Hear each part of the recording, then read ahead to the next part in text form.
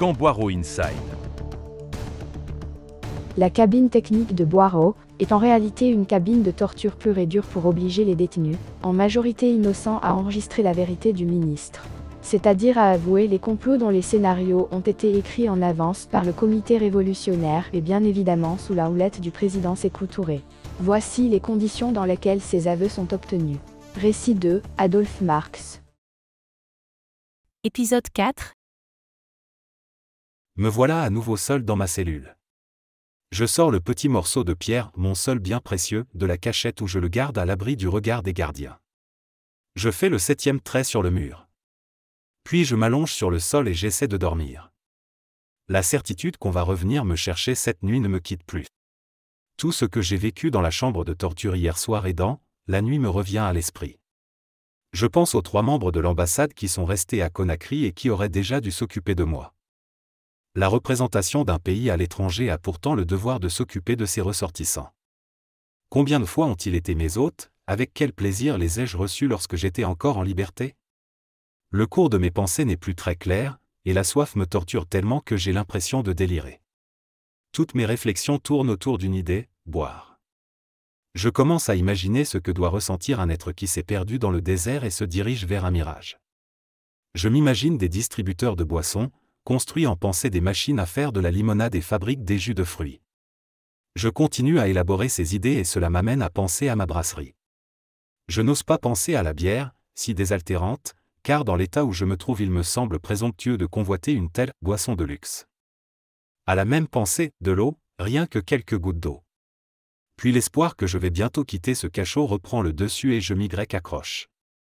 Tôt ou tard, mes amis vont apprendre ce qui m'est arrivé, ils s'occuperont de moi et fourniront la preuve de mon innocence. Je ne sais pas combien de temps s'est écoulé jusqu'à ce que l'on vienne me chercher pour me faire à nouveau comparaître devant la commission. Cette fois-ci, ces messieurs ont de nouvelles accusations. Camp Boiro Inside. J'aperçois dans la pièce d'accent grave côté la valise en aluminium que mon serviteur avait commencé à remplir le soir de mon arrestation. Sur la table se trouvent également des palmes de natation et un masque de plongée très simple et dépourvu de tuyaux de respiration. Je vois encore une enveloppe avec ces mots écrits de ma main, mon testament, à ouvrir après ma mort, Adolphe Marx. Au dos de l'enveloppe, un cachet de l'ambassade, que j'y avais fait apposer moi-même. Sur l'enveloppe figure également la signature de l'employé de l'ambassade, Volker Setz, et la date. Je comprends aussitôt que la commission a donné l'ordre de fouiller mon appartement. La clé du coffre-fort de la brasserie est également sur la table. La voix d'Ismaël Touré m'arrache à mes pensées et me rudoie. Si vous croyez que nous avons dormi, vous vous trompez.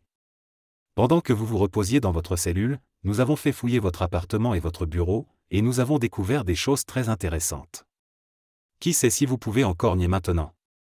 Vous possédez un véritable laboratoire d'espionnage. À l'appui de leurs affirmations, ils me montrent mon appareil photo petit format que je me suis acheté il y a des années. L'expression que prend alors le visage des membres de la commission et leurs discussions animées me font comprendre qu'ils prennent mon hobby pour une dangereuse activité d'espionnage dirigée contre la République de Guinée. Pour ma défense, je dis à ces messieurs que je n'ai fait que fixer sur la pellicule les beautés de leur pays et n'ai pris que des photos d'intérêt personnel. J'ajoute qu'ils ont la possibilité de regarder l'ensemble de mes négatifs et ainsi de vérifier la justesse de mes dires.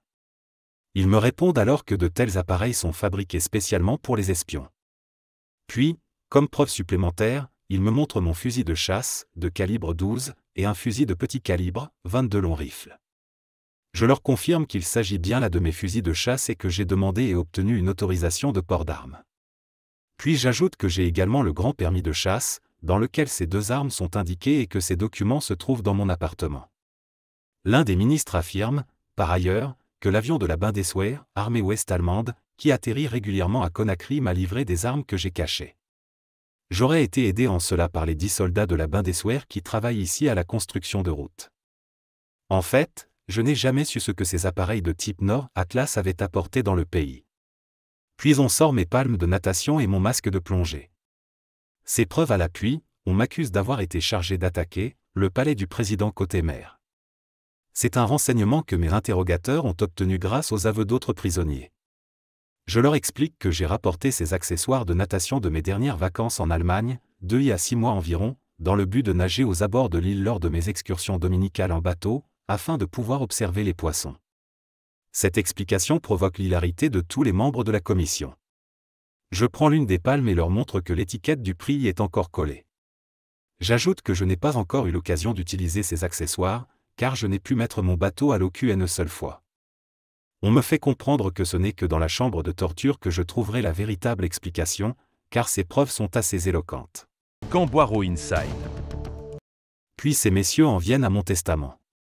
Je vois que l'enveloppe a été ouverte. J'avais écrit ce testament quelques années plus tôt, y mentionnant mes héritiers et le pourcentage revenant à chacun. La commission me demande de lui exposer le détail de ma fortune et affirme que j'ai fait ce testament parce que la vie d'espion est pleine de dangers et que je m'attendais à mourir un jour ou l'autre au cours de mes activités d'espionnage pour l'organisation SS de la République fédérale d'Allemagne. Comme preuve, il me cite les noms d'espions célèbres qui sont morts aux États-Unis sur la chaise électrique ou dans la chambre à gaz. Quelques membres de la commission révèlent même leur âge et affirment qu'ils ne penseront à faire leur testament que lorsqu'ils auront atteint un âge avancé. Ils ajoutent enfin que je n'ai moi-même ni femme ni enfant. Mais la question à laquelle la commission attache le plus d'importance est: à combien se montait votre fortune lorsque vous avez rédigé ce testament? Je profite de l'occasion pour rappeler à ces messieurs qu'on ne m'a pas autorisé, depuis des années, à envoyer de l'argent en Allemagne, bien que la législation du travail m'oblige à faire virer dans mon pays un certain pourcentage de mon traitement. Cette remarque de ma part se heurte au silence des membres de la commission. Ils en viennent maintenant à parler de mon train de vie et l'un d'eux m'accuse d'avoir mené une vie de bourgeois et de capitaliste.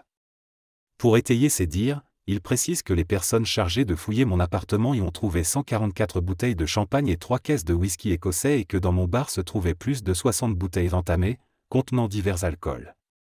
Pour l'Africain moyen, une bouteille de whisky représente une fortune, car elle coûte environ 15 000 francs guinéens, soit 110 $ environ, au marché noir. Le salaire officiel d'un simple employé est, lui, de 12 000 francs guinéens par mois. Je réponds: je suis d'accord avec vous, cela représente une grande quantité d'alcool pour l'Afrique. Mais pensez que je dois tout faire venir d'Europe. Et pour que les frais de port ne soient pas supérieurs à la valeur de la marchandise, j'ai fait des provisions pour 5 mois au moins. Les membres de la commission ne s'appesantissent pas sur ce sujet, ils ne posent qu'une ou deux petites questions de détail. Mais ils m'assurent qu'ils en ont maintenant assez d'essayer de traiter mon cas à l'amiable. Ils veulent bien me laisser une dernière chance. Si je la saisis et donne des renseignements, ils sont prêts à traiter plus généreusement les autres chefs d'accusation retenus contre moi. L'un de mes inquisiteurs me montre quelques feuilles de papier recouvertes de mon écriture et mentionnant le nom de plusieurs personnalités guinéennes. Je leur dis: je me rappelle que ces messieurs sont venus à mon bureau pour me demander de leur donner le drèche, c'est-à-dire le reste de Malte, en d'autres termes le résidu de la fabrication de la bière, pour leur élevage de porc. Cette explication provoque la fureur des membres de la commission, car elle ne correspond pas du tout à leur version. Pour eux, ces feuilles constituent la preuve que j'ai rédigé une liste des membres SS que j'ai recrutés parmi la population guinéenne.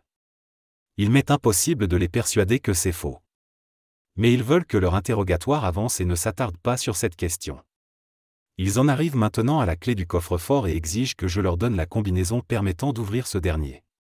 Le coffre renferme l'argent destiné au paiement des salaires et de l'argent liquide nécessaire au paiement courant, en tout 3 millions de francs guinéens, soit 22 000 $.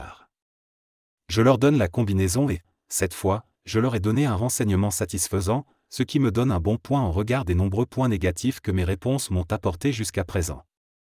Je les vois en pensée se jeter sur l'argent et ne peux m'empêcher de penser que la joie qu'ils montrent maintenant sans aucune retenue est comparable à celle de vautours à la vue d'une proie particulièrement copieuse. Je veux profiter de leur joie et demande un peu d'eau. Mais bien sûr, vous allez avoir de l'eau, me répondent-ils. Il vous suffit de nous faire des aveux complets. Je leur réponds, complètement épuisé, que je n'en sais pas plus que ce que j'ai dit à la commission jusqu'à présent. Cela arrache à Ismaël Touré un flot de paroles qui regroupe toutes les accusations portées contre moi dans un français juridique africanisé dont je ne peux que deviner le sens. Je leur dis que je ne comprends pas tout. L'un d'eux me rétorque que cela ne fait rien et Ismaël Touré continue son accusation. Depuis que l'on me torture, ici, j'ai de la peine à comprendre tout ce que l'on me dit à une certaine distance. C'est pourquoi je demande que le ministre Ismaël Touré veuille bien parler plus fort, afin que je puisse comprendre toutes les accusations portées contre moi. Mais on ne m'accorde aucune attention. Camboiro Inside. Les autres membres de la commission se mêlent à présent à l'interrogatoire et indiquent, l'un après l'autre, que des prisonniers ont déposé contre moi. Ils me font entendre des enregistrements et me lisent des dépositions contenant des accusations contre moi et contre la République fédérale d'Allemagne. L'un d'eux se lève et me montre comment l'un des prisonniers s'est mis à trembler lorsqu'ils ont appris que je n'avais pas été expulsé. Je ne peux que lui répondre que j'ai vu de mes propres yeux, la veille, la façon par laquelle on obtient de telles déclarations et de tels aveux, et que j'ai dû moi-même subir ces méthodes. Cette réponse les dresse tous contre moi. Ils se mettent en colère, gesticulent dans tous les sens et me disent, un ton de menace dans la voix, que je n'entendrai raison que lorsque j'aurai expérimenté leur machine à raboter les mains. L'un d'eux me demande si j'ai déjà vu une telle machine, et lorsque je dis que non, il m'assure. Tu vas avoir l'occasion d'en voir une aujourd'hui. Je me sens envahi d'une immense crainte. Je suis pleinement conscient du fait que ces messieurs ne reculeront devant aucune torture, pour obtenir les aveux dont ils semblent avoir tant besoin. Il est difficile de décrire l'état dans lequel je me trouve. Sale, crasseux même, parasé, aussi desséché qu'une fontaine tarie, l'estomac réclamant un peu de nourriture, humilié par des accusations mensongères, constamment enfermé dans un réduit indigne d'un être humain, déshonoré par les tortures que j'ai dû endurer, et épuisé par des nuits entières d'interrogatoire. Tout cela affaiblit visiblement ma capacité de résistance et je tombe ainsi dans l'état qui devrait permettre à la commission d'obtenir plus facilement de moi ce qu'il faut. Mon acceptation de confirmer les aveux que la commission a préparés n'est plus qu'une question de temps. Je peux lire sur le visage des membres de la commission que le temps travaille pour eux. Ils peuvent se permettre d'attendre. Ils ne semblent pas envisager l'éventualité d'un échec, à moins que la mort ne vienne leur mettre des bâtons dans les roues avant qu'ils n'aient obtenu ce qu'ils voulaient. Le planton reçoit l'ordre de me conduire dans la chambre de torture. J'aperçois des compagnons d'infortune que je ne connais pas encore. Les seuls visages connus sont ceux des tortionnaires qui m'accueillent en me lançant. « Ah, te revoilà. Eh bien, aujourd'hui nous allons te préparer quelque chose de beau. Si tu crois que nous sommes à court d'idées, tu te trompes. Nous avons toujours de nouvelles méthodes en réserve, et lorsque tu auras chanté, tu regretteras de ne pas t'être laissé persuader plus tôt, car cela t'aurait évité pas mal d'ennuis. Tu n'as qu'à nous faire signe, et nous serons tout oui. » À ce moment, la porte s'ouvre, l'un des membres de la commission entre et annonce. Dès qu'il aura parlé, donnez-lui à manger. Mais ne lui donnez pas n'importe quoi, un bon café bien chaud avec beaucoup de lait et de sucre, un grand beefsteak, mais avec un peu d'huile, et un pain entier, pour qu'il ne nous tombe pas malade. Mais il est bien entendu que c'est lui qui décide du moment de son repas. Et se tournant vers moi. Tu as compris ? Tu vois que nous sommes pleins de bonnes intentions à ton égard, nous ne te voulons absolument aucun mal. Puis il quitte la pièce, et un des soldats m'attache de nouveau les bras avec le câble qu'il met exactement dans les blessures de la veille. Elle s'ouvre de nouveau, et le sang coule le long de mon coude. Camp Boiro Inside. Mon regard tombe sur mes compagnons de torture et je m'aperçois qu'on a attaché les bras de l'un d'eux avec un fil de cuivre, afin de rendre la torture encore plus cruelle. Ses poignets sont attachés avec une corde. Le fil de cuivre entourant ses avant-bras est enroulé dans son dos autour d'un morceau de bois que l'on fait tourner lentement. Le fil de cuivre, dont la tension est ainsi accrue, pénètre lentement et de plus en plus profondément dans les bras, provoquant des meurtrissures. En même temps, la tension de la cage thoracique est telle qu'elle semble sur le point de craquer, tandis que les omoplates se touchent presque. Cette procédure dure des heures, le bout de bois est tourné lentement, comme si les tortionnaires savouraient chaque millimètre. En même temps, ils posent toujours les mêmes questions sur un ton qui varie de piano à fortissimo. Puis les soldats s'occupent à nouveau de moi. Ils m'empoignent et m'assoient sur une chaise afin que je puisse voir de tout près ce qui se passe. Je peux voir comment ils ligotent l'un des trois Africains avec une corde en veillant à ce que ses bras soient repliés. Ils lui attachent aussi les poignets. Les deux bouts de la corde remontent sur les avant-bras et sont attachés dans le dos. Puis, avec l'extrémité de la corde, ils hissent le prisonnier jusqu'à la barre de fer fixée au plafond au milieu de la pièce. Son état physique laisse deviner qu'il a déjà subi pas mal de tortures cette nuit. Son corps est baigné de sueur, tout comme celui des autres. On lui demande sans arrêt où se trouvent les différents dépôts d'armes. Je ne sais pas si ces dépôts d'armes allemands ont jamais existé, j'ai l'impression qu'ils n'étaient que le produit de l'imagination de la commission et de ses instigateurs.